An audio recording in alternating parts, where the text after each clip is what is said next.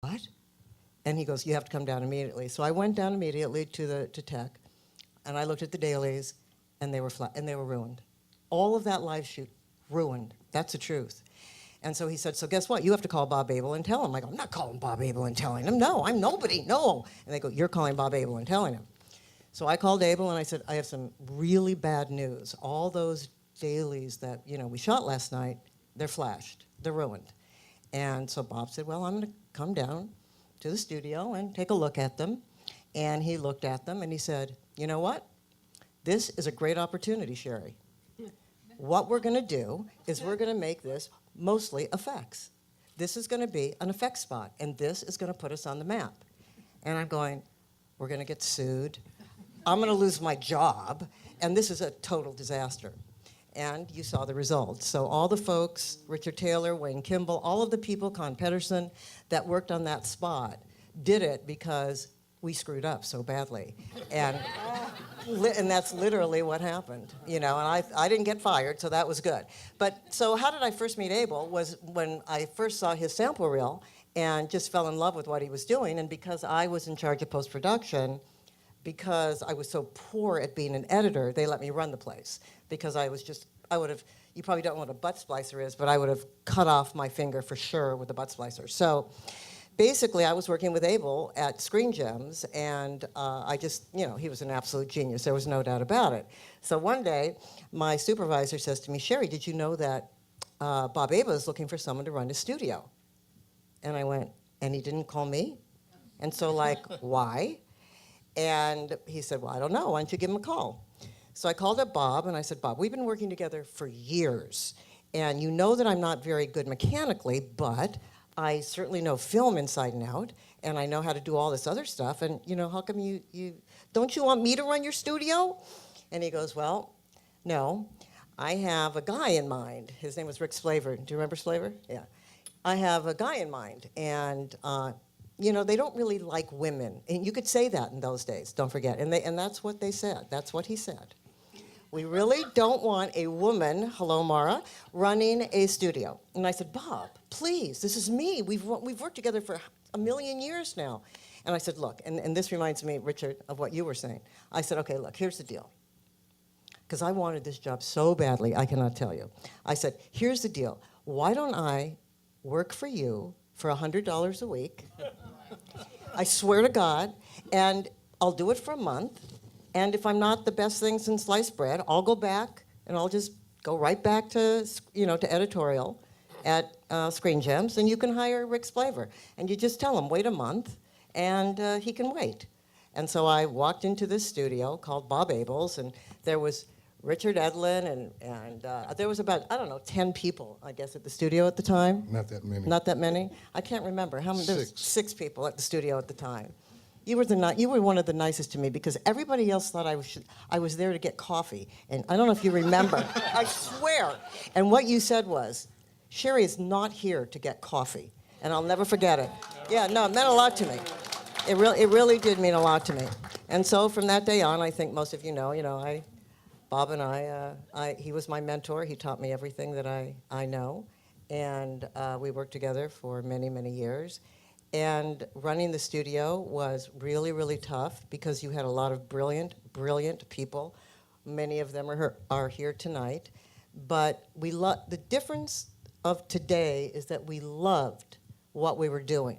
We were dedicated to making excellence, to creating things that had never been seen before, not because they would make a lot of money, because Bob and Con made no money. It was crazy when I started looking at the books and going, Con makes no money. Bob isn't taking home any money. This is insanity. But the fact of the matter is, none of the people there cared about anything. Well, we weren't making any money No, either. you weren't. None of them were. Yeah, that is true. I went home at 5. Yes, you did. That is absolutely true. And when Bob announced half salaries, nobody would leave. Right, exactly. No, it was a different time. It was a different era.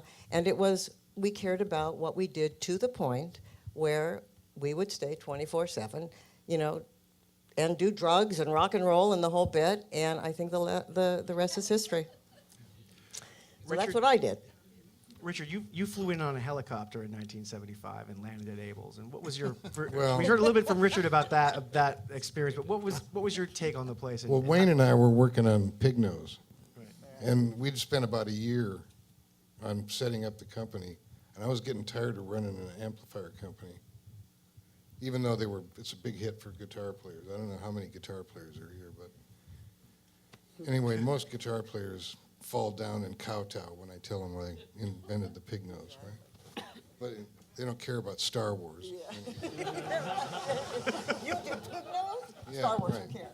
So anyway, I met Richard, as he'd mentioned. You know, he used to drop by our storefront, and I did a couple of time-lapse shoots, and then I came in working, and I think I was making $150 at the start, and I was there for about a year and a half until. Well, this was actually what happened was a couple of things. I mean, one of the big deals was that Bob had sold the streak to ABC.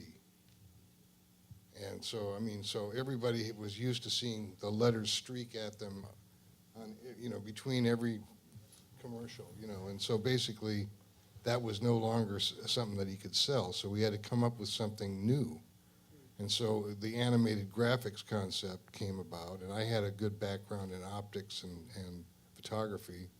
And so Richard and I collaborated on the development of what, which is, what? It's on the screen there. There's a monitor at the front of the stage too. You can There's a check out monitor that. right there. There's a monitor right there. You can see what's up on the screen. Oh, that's right. I've got one right here. Anyway, so that was a fun project, and as Sherry mentioned, Bob we always went over budget on every commercial and everything that he did, and so consequently, after the Uncola spots, we had to do Eyewitness Cleveland, and you know, and then do Eyewitness Little Rock, you know. I mean, but you know, we weathered that storm. I mean, basically, what happened as a result of all that, however, was that the word got out that we were doing these wild commercials at Abel's, and so Dykstra found out about me, and we all kind of knew each other, and so basically, I got called to do to be the DP of visual effects photography for Star Wars, and I told Bob, okay, I'm going to take this job. I'm going to give you 2 months' notice. By this time, I think I was making $350. But by the time I was ready to leave, I was making $750, and I had to take $150 a week drop in pay to do Star Wars. But anyway, it was a great thing. I mean, it was great to work with Bob. Bob provided the springboard for a lot of us to excel and go farther than we might have otherwise gone. So I really, miss him, even though he was a leader he was an antagonist. I've always been a protagonist in terms of, the crew and everything. But Bob, everybody would come in and they would be bitching about Bob for about the first half hour of the day. And we didn't have night crews at those times. I used to come in at 8 and leave at 2. Anyway. Yeah. Tim, how did you come to Abel's, and what was your first experiences there?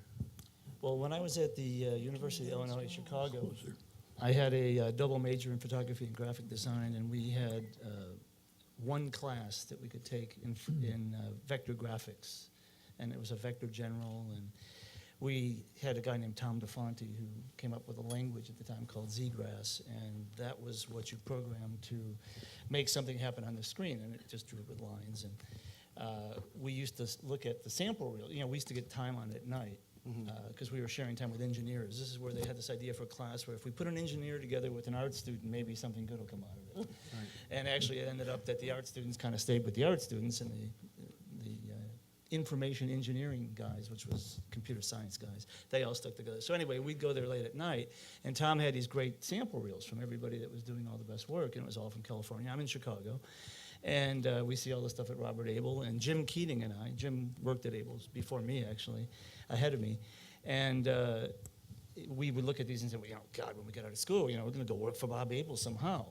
And I ended up getting a chance to work at a local public TV station while I was still in school. So I was going to school full time and working full time, which is how I got in shape for Abel's. so I was all ready, but then I worked for an independent TV station, and then I got a chance to come to ABC in LA, and I was there about 9 months when Jim Keating had gotten a job at Abel's, and I said, how is it? Oh, it's great. And he was doing amazing stuff, and he'd bring home these little pieces of film, and I would look at the stuff he was doing as single frames, each beautiful little image, and I'm like, oh God, what a dream job, how great. And I said, well, Jim, how long did it take you to get in? He said, well, it took like 6 interviews. Oh, wow, 6 interviews. So I'm at ABC, and it's getting a little boring for me after about 9 months. And Jim says, well, there's an opening. Why don't you come in for an interview? I go, well, might as well get my first out of 6 interviews done. So I come in and I talk to Bill Kovacs, and it just went great with Bill. And the next thing I know, I got a job offer. And I go, wow, I don't have to come back 5 more times. This is great.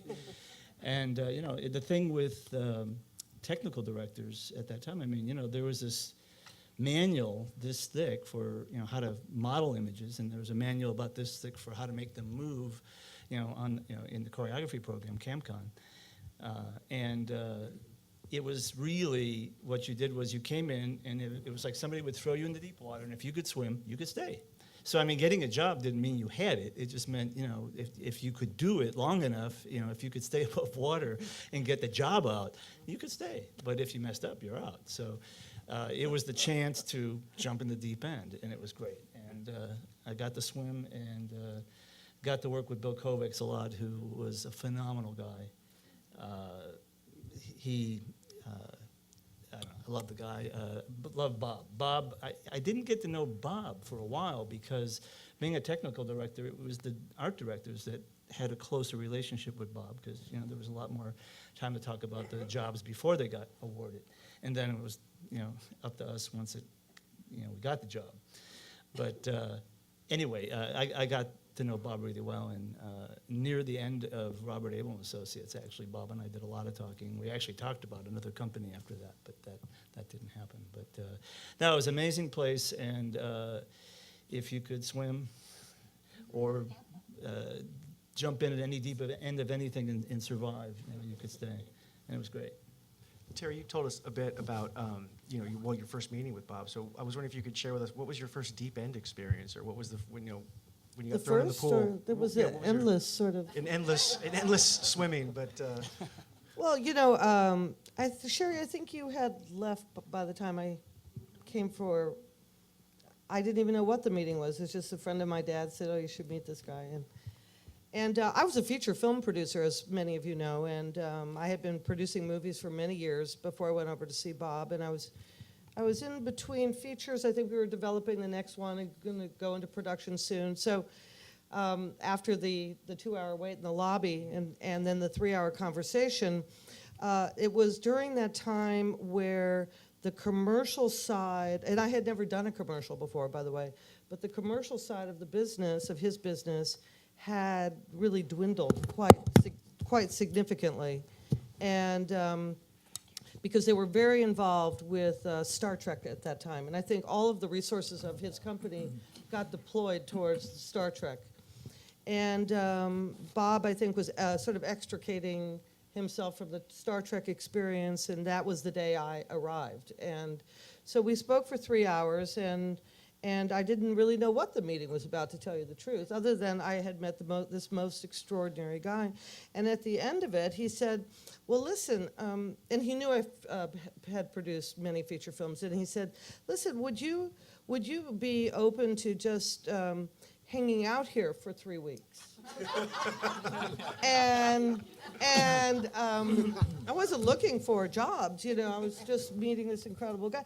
He said, would you be willing to hang out here for 3 weeks and help me just think through how to build my commercial company again.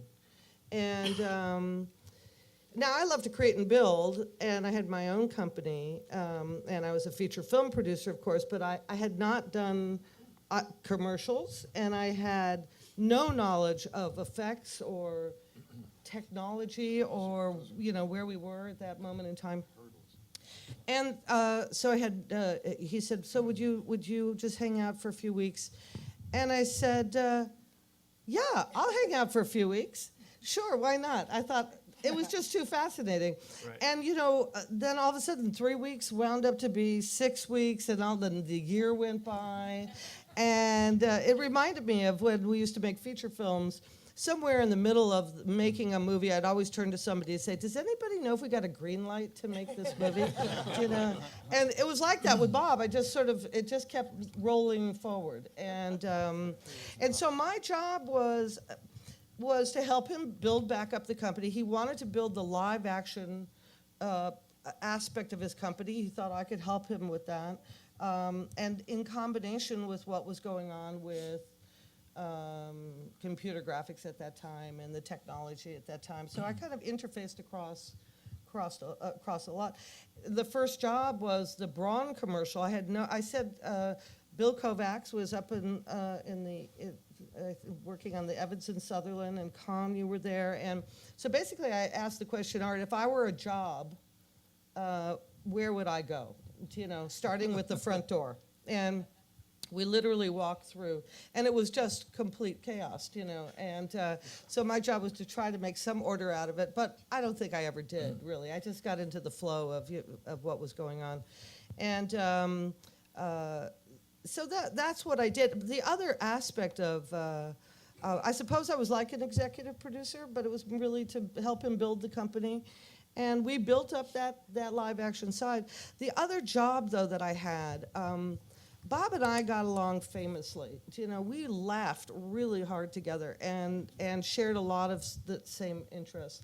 And so I wound up producing the commercials he directed. And he asked me if I would do that. So I was assigned that job. And that was an interesting job, was managing Bob, And that's sort of an oxymoron. You can't manage Bob. So, but that was my role.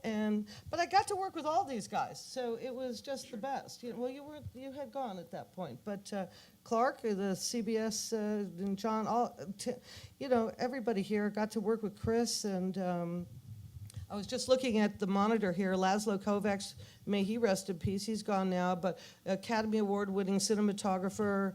We got to work with the best designers, the best cinematographers, and it was always about excellence. So we could just call up, get on the phone and call anybody. And I was looking at the Levi's Working Man commercial, which Bob directed, and I produced that for him. And we called up Laszlo because he was the great cinematographer of that time, and present company excluded, of course. And then, from there, when I went back to Laszlo's a making good feature friend. films, I brought Laszlo in to shoot other movies that I had made. So there were many, many relationships made during that time. But that's sort of the long-winded answer to your question. And that was my role there. And I went back to making movies. I was there for, I don't know, it was 3-4 years, and then I went back to making feature films, but then music videos started, and I have a great love for music, and it was a very, very interesting time to explore a new language for filmmaking. And so I called up Bob, and I said,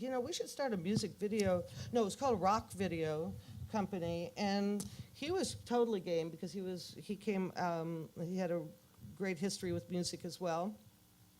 And we formed a rock video company, and it went on to become, it went on to become one of the most successful rock video companies in the country. And we did a lot of early #1 videos, and it was a very expensive hobby, just like everything else was, So that was my time, and then I went back to making movies again. Terry, I So- remember Sherry, I think it was Yeah. Sherry Suckle who was producing at Yeah. Abel's. She once told me producing a job for Bob was like being tied to the mast and heading for the rocks.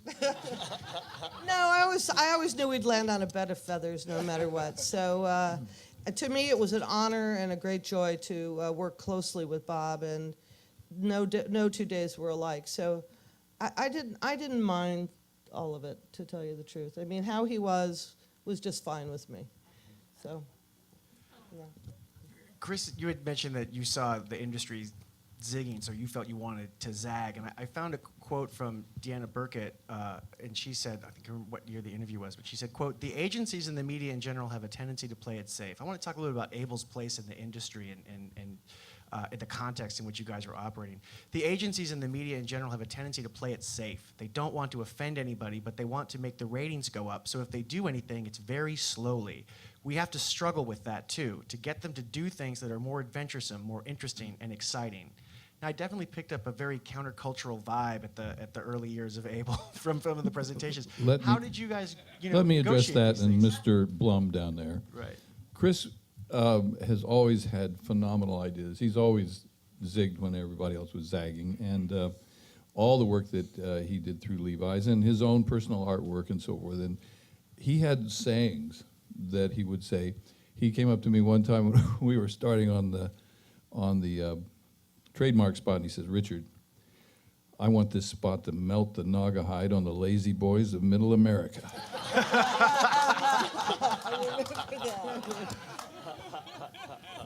And we had expressions like that. I kind of evolved an expression that I use all the time that Kahn, I think, kind of started to sculpt, and it was, if you do a really great art, really great film, it should remind you of something you've never seen before.